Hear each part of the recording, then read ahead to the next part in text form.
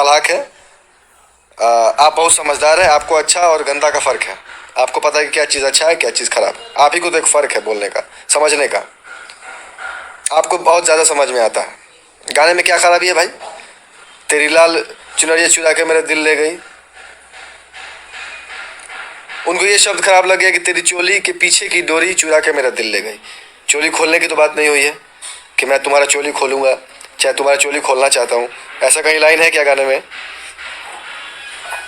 Birthday में नहीं बुलाया गया तो उसका खुन्नस इस चीज़ से मत निकालिए। 200 लोग जुड़े हैं, 204 लोग जुड़े हैं। सब लोग लाइव को शेयर करें, सब लोग खूब सारा शेयर करें।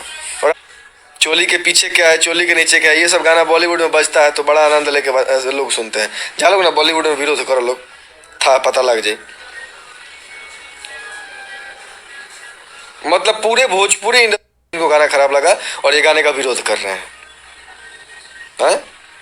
मगहिया जवान से जो गौतम सिंह राजपूत है, अभी समर भैया ने बनाया है वीडियो। समर प्रताप सिंह जो है, जो उनके साथ बनाते थे, उन्होंने वीडियो बनाया है। अभी पवन सिंह का उन्होंने तारीफ किया है। आप ही के साथ बनाते थे ना मगहिया जवान पेज से, साथ में ही लाइव आप लोग आते थे या फिर कोई वीडियो चाहे कोई कंटेंट बनाते थे, तो उनको गाना अच्छा लगा, आपको खराब लग गया। यही कारण है आप दोनों का अलग होने का। गौतम सिंह राजपूत जी भैया 4 तारीख तक आप गाने का पूरा तारीफ कर रहे थे। आप हमको तो समझे में नहीं आता कि आप करते क्या हैं। तुरंत बदल एक वायरल था ना मीम्स की, एकदम से तख्त बदल दिया, जज्बात बदल दिया। वैसे ही आप हैं, तुरंत बदल जाते हैं, तुरंत पलट जाते हैं। आपको सनी लियोन से कोई दिक्कत नहीं था 4 तारीख तक। जैसे ही गाना आया आपको सनी लियोन से बहुत दिक्कत हो गया, आपको गाने से बहुत दिक्कत हो गया। बड़का सही गलत का परख करने वाला आप ही तो हुए हैं इस इंडस्ट्री में।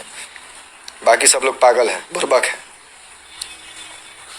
बिना मतलब का। एक चीज़ अगर गाना गलत होता तब आप विरोध करते तो समझ में आता कि हाँ भाई गाना गलत है तो मगहिया जवान से गौतम सिंह राजपूत विरोध कर रहे हैं।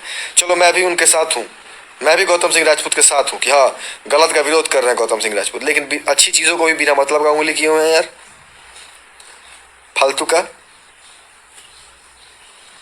ना कोई लॉजिक है आपके बात में, ना कुछ है। भाड़े का गाड़ी, भाड़े का गाड़ी, भाड़े के गाड़ी से घूम रहे हैं पवन सिंह। अफोर्ड कर पाइएगा उतना भाड़ा? अफोर्ड कर पाइएगा? बोलने के लिए पैंट में झाड़ा हो जाएगा। विशाल भैया ने कहा था ना कि उसका भाड़ा अफोर्ड करने में पैंट में झाड़ा हो जाएगा। नहीं अफोर्ड कर पाइएगा। उस सेकंड हैंड रोल्स रॉयस को भी खरीदने में आपका हैसियत बिक जाएगा, पुश्ते बिक जाएंगे। इतना उस रोल्स रॉयस का दाम है। सेकंड हैंड जाइए ना, लीजिए ना, पता चल जाएगा, लग जाएगा। अच्छा बात